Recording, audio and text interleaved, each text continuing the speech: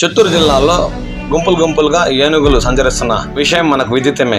యాదమర్రి బంగారుపాళ్యం మండల పరిసర ప్రాంతాల్లో సంచరిస్తున్న ఏనుగుల గుంపు నుండి 2 ఏనుగులు విడిపోయి మొగిలి సమీపంలో ఉన్న గోనివారి చెరువులో నిన్న సాయంత్రం జలకాలాడుతూ ఆ బురదలో కూరుకుపోయాయి.